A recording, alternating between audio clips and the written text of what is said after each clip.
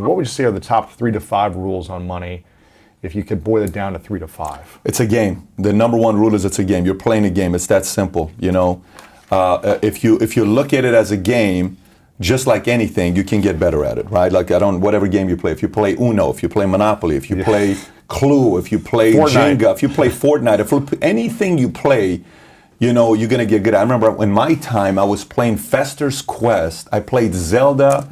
I used to play Final Fantasy 1, and I would play, obviously, Street Fighter or Mortal Kombat, but it was also, what was the Mario Kart? Is it Super Mario Kart? And you know how you would do the 3 jumps and then bam, it's going fast. And I would beat this time, 32 seconds. I was so proud of it, but I played it 50,000 times, right? So the game with money, it's exactly what it is. Once you learn how to play the game with money, then it has to do with timing, then it has to do with different kind of things. Like, a year ago, I get a call from a guy who needs cash. It's okay. So he needs an investment. He has something he has to sell immediately to get cash in return, okay? Because he needs the money right away. So it's okay. So what are you selling? He says, it's the 2 greatest Wayne Gretzky cards.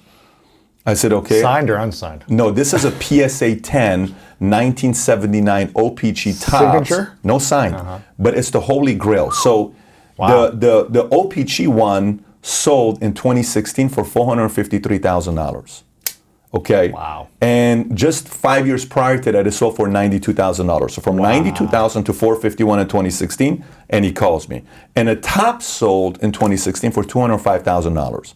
So 2 cards combined sold in 2016 for $600 and, he has them both. He has them both, and he wants to sell it to me.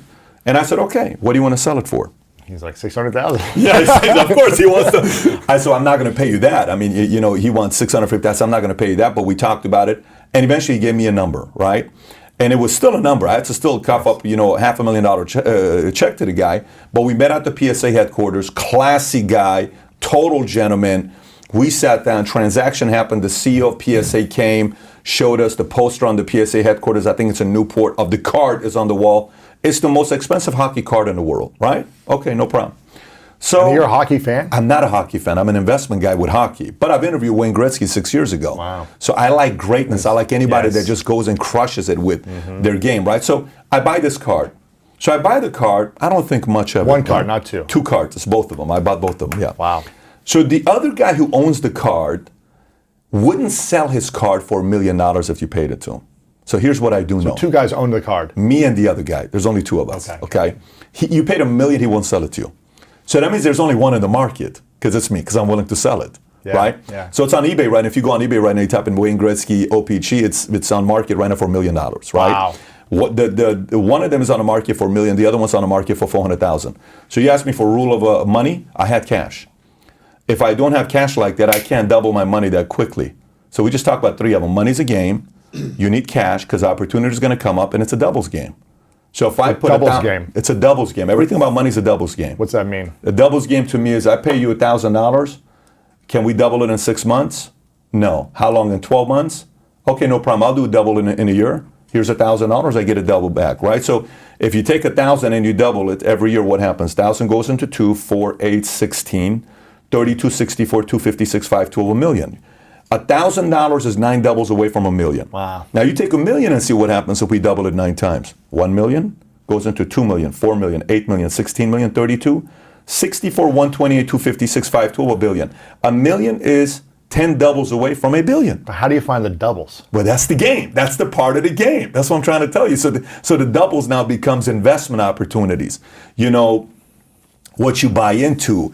Do you start a company where it has a high value, you can really scale it, and finding something that can scale?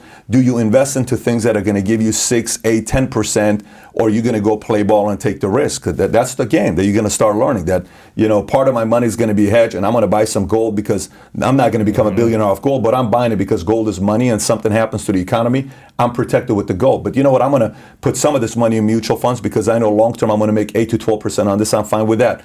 I might do a real estate deal because long term I may do some money, although right now commercial real estate may be an interesting dynamic because I think Zoom crushed commercial real estate. The commercial real estate model it's been crushed. Yeah. And by the way, it may never come back the same way ever again. Commercial Maybe real 20 estate. years from now or something. Who Oh, knows? I don't even think. I think it's gone. Really? And here's what I mean. Look, we have this space, right? Okay, you got this space. Did you get it in the last 4 months? How long have you Got had it it? before COVID. Okay, Yeah. so 6 months before. Yeah. But if you get this today, right now, office space in Dallas, office space nationwide, companies are looking at their business models and they're just saying, why do I need 100,000 square feet of office space? Why do I need it? But if you go out there and you look at the numbers, you're like, okay, I don't know if I'm going to do commercial real estate, but if I find if I team up with a investment banker, if I team up with a guy that's managing money, and I go with a VC team, and this is a guy that's flipping opportunities fairly quickly, and I dump $1 million with him, and within 5 years he turns $1 million into $5 million.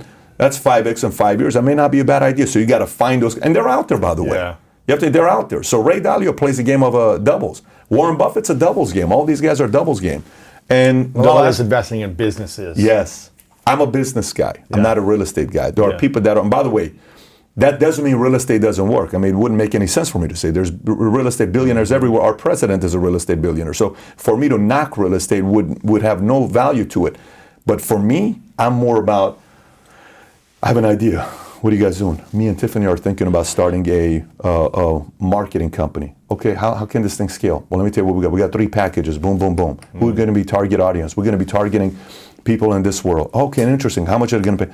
We foresee us doing $6 million in revenue within 24 months. What have you done to be able to earn this? I'm a Columbia guy. I'm a this. I'm a this. How much money do you need? I need $2 million. I can't give you $2 million. Can I come in for $100,000? I put $100,000. The next thing, this thing sells for $200 million. That $100,000 all of a sudden became $2.2 million. That's a victory. So those opportunities are out there. You just got to focus. And then the last one I would tell you with the money. So we talked about what? We talked about game. Money's a game. You need cash. It's a doubles game. Doubles game. Yep. And I'll tell you one more would be you have to be maniacal about being patient.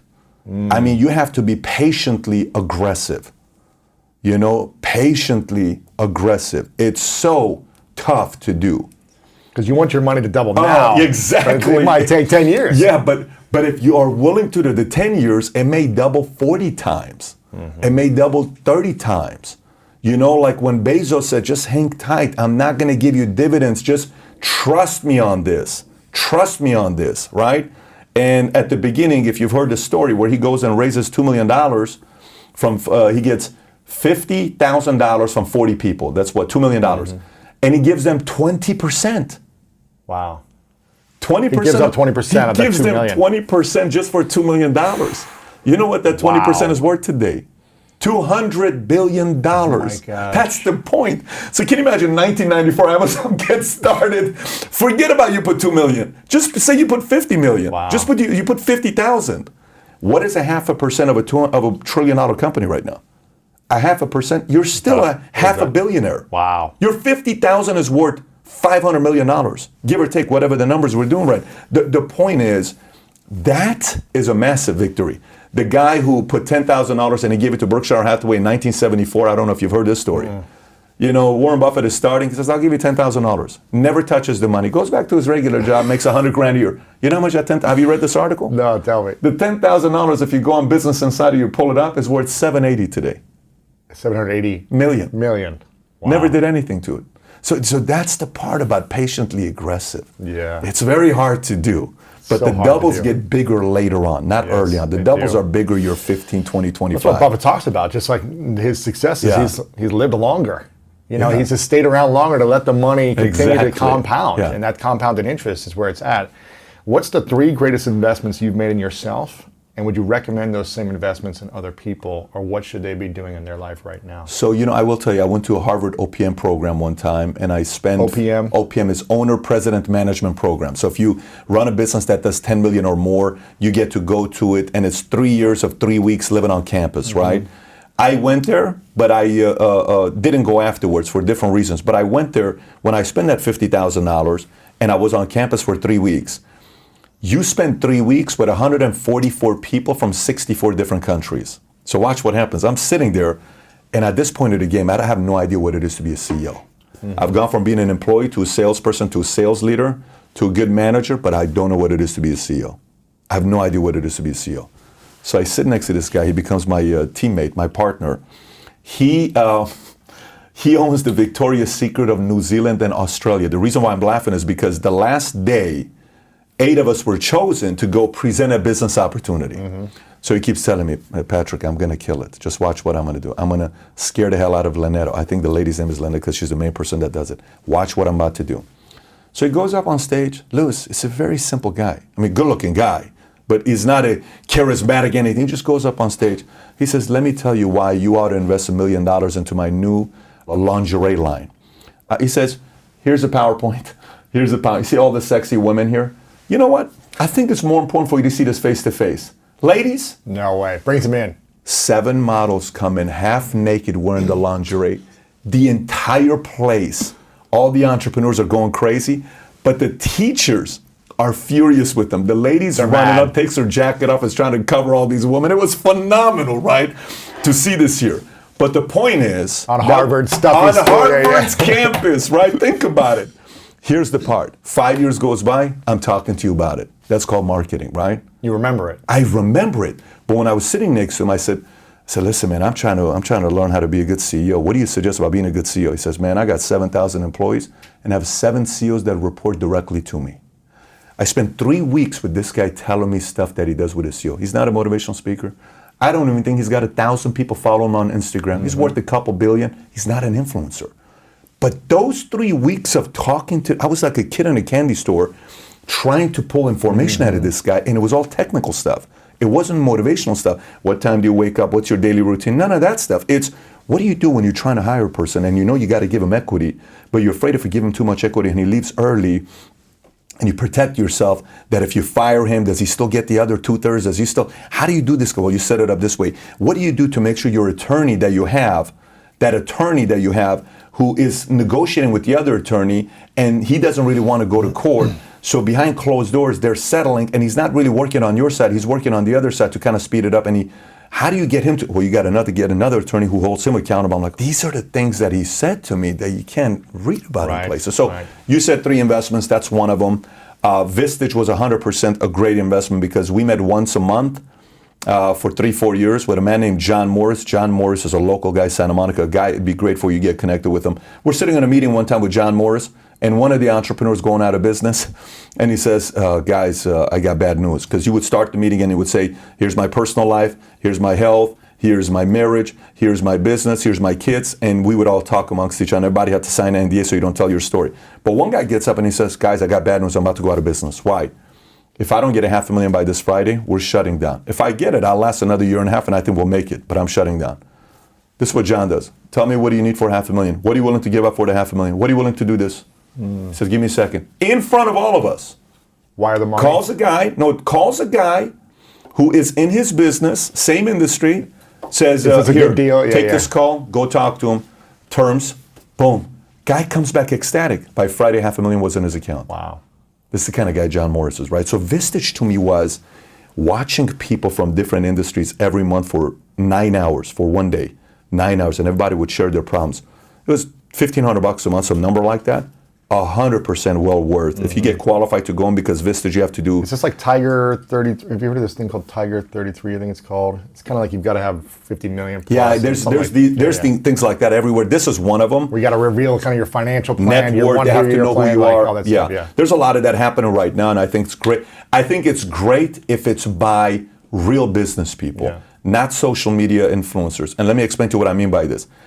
What's social, like for example, if somebody wants to learn how to create a podcast, I want to go learn from somebody that's running a, like I remember, I think you taught a bunch of people how to monetize webinars and podcasts. Like you were the guy that taught people how to do the webinars. Yep.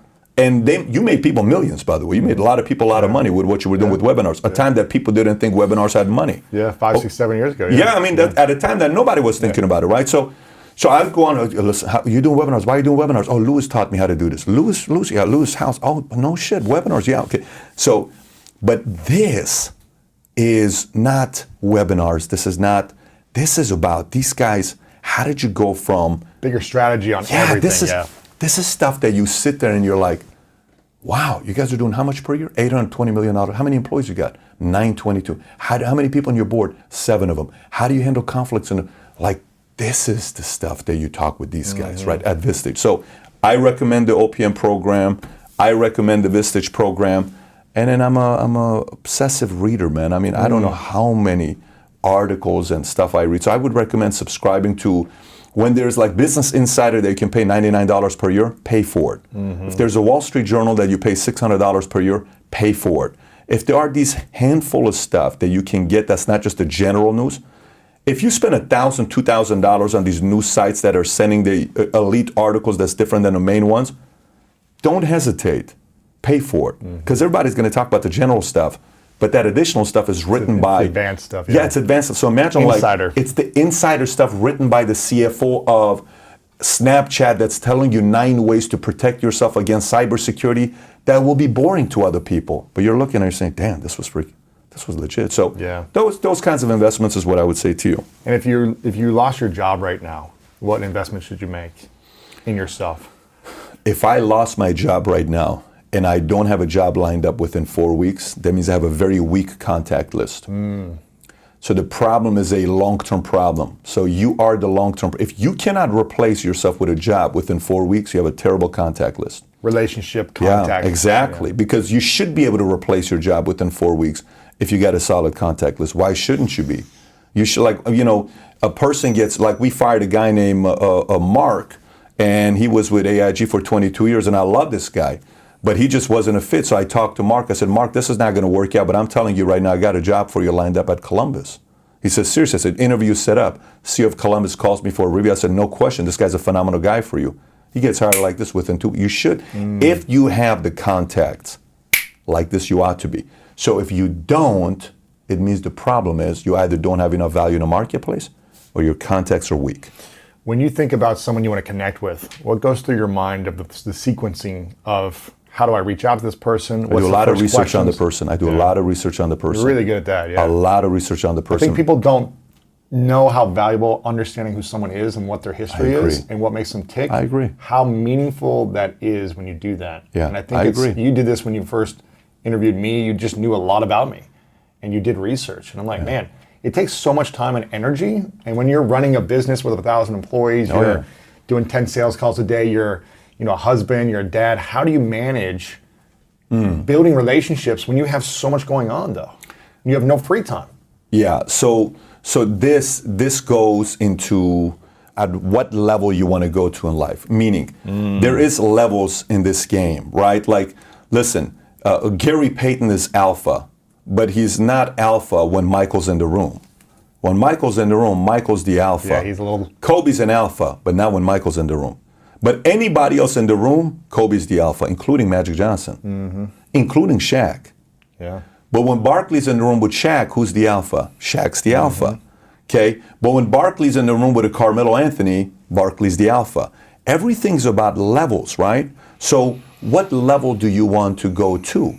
So if you want to go at the next levels, it's going to require you to be a little bit more meticulous and detailed about your strategy, about the kind of help you're going to need, the kind of research you're going to need, the kind of relationships you're going to need, you know, and then figuring out like your scheduling. Sometimes people want to have the 4-hour work week. I'm not a 4-hour work week guy, but some people want that lifestyle. And you have to give credit to Tim Ferriss because Tim Ferriss started a movement with a bunch of laptop entrepreneurs all over the world. And guess what? They love it.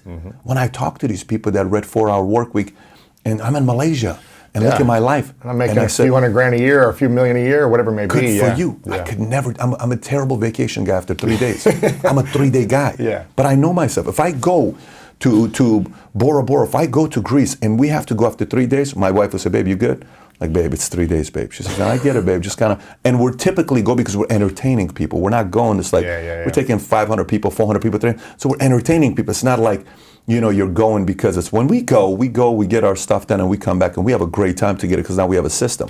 When you have kids, it's different because you can go longer with kids because you're vicariously living through them. I like going to Universal Studios. I can go with my kids to Universal Studios because I see how he looks at Harry Potter and, you know, these spiders and this stuff. It's beautiful when you see their imagination, right?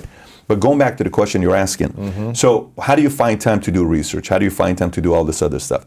If you want to compete in the top 1% of 1% of 1% of 1%, the price is a bigger price. And Louis, there's no way to describe how to do it. There isn't a formula for it. You just have to figure out a way how to do it. If it means I come home and I have to watch a person's interview from 11 o'clock to 2 o'clock in the morning, That's what you do. and I come to the office at 8 a.m. to do my interview, and I have to come and go read through 20 pages of notes, I have to do that. And if I don't do that, you can tell in the interview. If I do it, you're like, how does he know that guy's date? Yeah. How does he know when this happened at this time? How do you know when this happened? It's a lot of research. The level you of need to detail do. and attention, people will remember for decades. They'll remember and they'll always think back to, that person really cared, or that person was really thoughtful, that person was genuinely interested in me, and they'll just continue to remember that. And good things will come to you when you come from that place, when you constantly do that extra work to care about someone. So I agree there. What's the question you wish everyone asked you more that they don't ask you? I think the understanding of knowing that, if I really want to do something big, what do I do when I'm having the guilt that I get from my wife, my kids, my family? How do you manage guilt? For example, something big. What do you mean by that? Okay, so for example, you really aspire to have your own talk show, which you should. I mean, you look like a guy that you ought to have it one day. You're that kind of a guy. You need to be on the big screen. You belong on the big screen. You need to have something like that happen with Lewis House.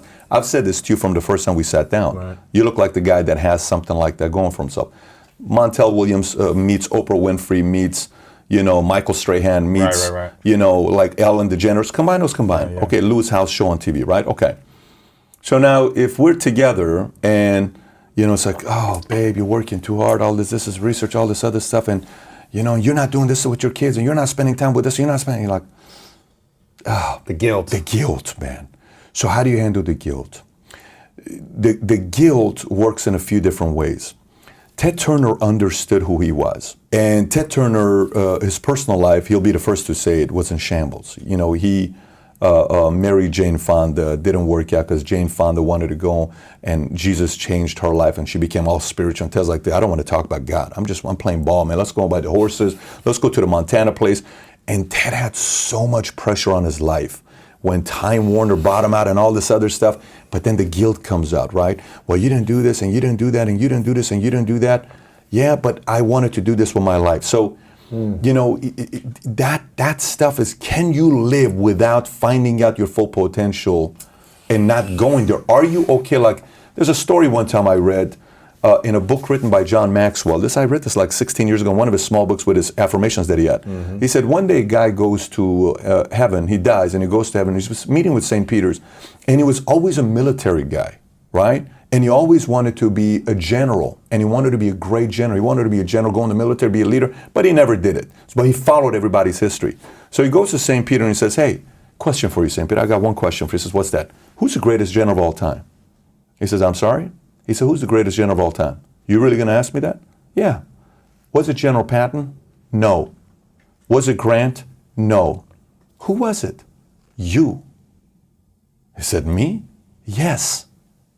When the recruiter came to you for you to join the army, and if you had the courage to go in, you would have been the greatest general. Just got chills. I have it right now. You would have been the greatest general the world had ever seen, but you were afraid. Wow. I mean, listen, either that story makes you so nervous where you're kind of like, I can't do that to myself. Or that story gets you to be like, wow, it's okay if I don't go there. Fine. But you're going to have to deal with that. And whatever you decide to do that's big, there's going to be sacrifices. Yeah. And there's going to come with guilt. So It's like you either have guilt or regret. Yeah. It's one. How do you manage both? Exactly. What I think is actually a highly advanced question is, what do I do with this money? Not, and this is a key thing I want everybody to pay attention to. Everyone teaches you how to save money, but almost no one teaches you how to spend it. So what do high earners do with their money?